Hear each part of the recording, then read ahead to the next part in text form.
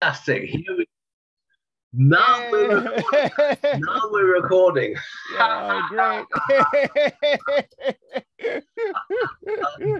Well, Alex, it's great to be here with you. Oh, thank you so much. Thank you so much for inviting me, and it's a big honor for me to have a talk with you and to share from the heart.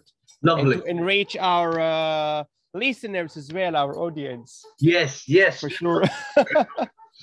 Because I've just double checked this with you, but you are an international laughter coach, right? And you like to you use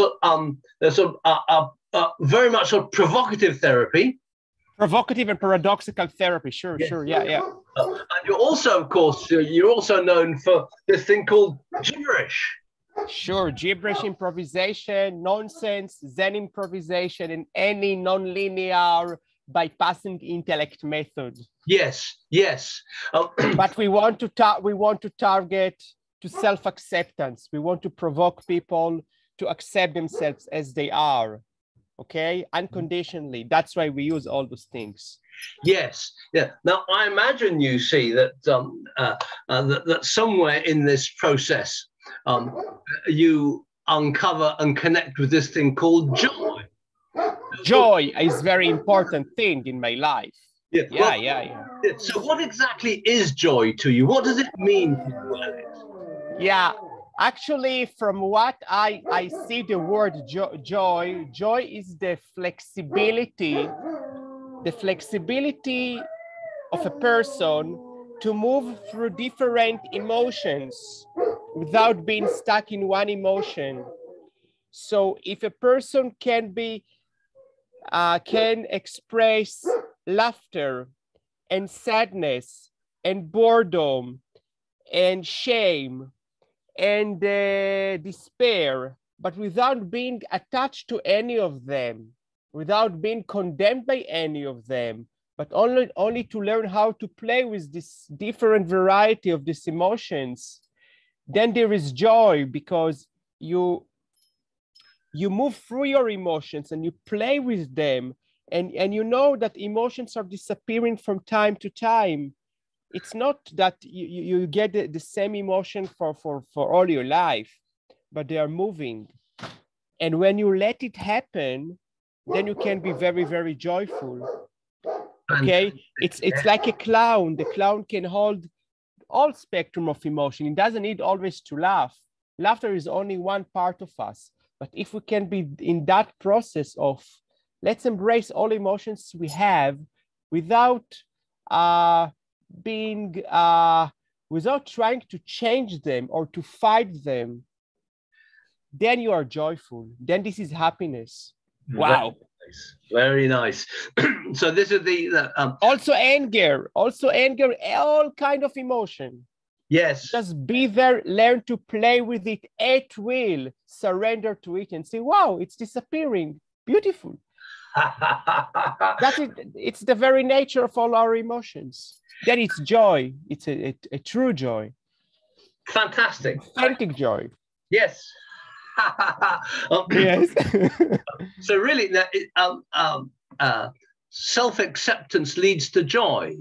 Yeah. Self-acceptance, of course, leads to joy only when you can accept yourself as you really are, with your imperfections, with your vulnerabilities, with your discomfort, with your limitation. You accept yourself, you maximize, you show it off, you show your vulnerabilities to everybody. You say, I have this problem and that problem.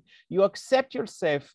Only in this situation, you're happy about it, because otherwise you always keep on fighting or hiding or covering it up or trying to look for a solution. And then it's a vicious circle. Yeah. You never accept yourself, and you always in this process of looking for solutions and solutions and solutions. You never find them, and you become very disappointed and gloomy. So accept yourself as you really are, not as you would like it to be. Accept yourself as you really are. This is a very paradoxical, paralogical. It's not linear perception, because the linear is not to accept, is to fight, is to look for solutions, is to look for medicines. It is to look for different gurus or teachers to help us, right? But it doesn't work out. It didn't prove itself. So do the opposite. Let's see what happens. And if it doesn't work out, say again and do something new. Improvise yourself. So, Alex, how important is joy to you? I think it is mandatory for us. It is mandatory for me, because if I'm not joyful, if I'm not feeling self-fulfillment, I cannot be efficient. You know, I cannot be precise with myself. In order to be precise with myself and not to be a compromised person, and to go with my unique purpose for living. And everybody has his different purpose for living to be happy, right? So you have to experience this joy, only out of joy on different levels, physical joy, emotional, mental joy. Then you can do what you really want. Be on your precise mission. This is very, very, very important. Be on your precise mission. That's why you need to do everything every day in order to feel you are joyful. Do different techniques. Laugh, run, go like me to ice water immersion. Do everything where you can secrete 4 chemicals: dopamine, oxytocin, serotonin, and endorphins, and endocannabinoids. But do it endogenously, not exogenously. Do everything endogenously. Now you have this basic joy, you feel fulfilled, then do what you want. Very nice. And you will do it precisely, naturally, and effortlessly. Yes. This is also paradoxical and paradoxical, because people have different preferences. They say, first, I need to do that. I need to make money. I need to work 20 hours a day. I need to, no, first of all, mindset. Stabilize your mindset. So your mindset is joyful, is happy. Yeah, you have enough dopamine, oxytocin, serotonin, and endorphins in your blood. Now you do what you want, where your heart takes you. Very nice. Right. Alex, that's just great, because now I heard you say, the importance of self-acceptance and accepting ourselves as we are, not as we would like to be. Right. And as we do that, that is a path to experiencing joy. It's a path to experiencing sort of day-to-day joy, and we can make that process easier by self-creating this wonderful a range of self-generated chemicals: dopamine, oxytocin, serotonin, and endorphins.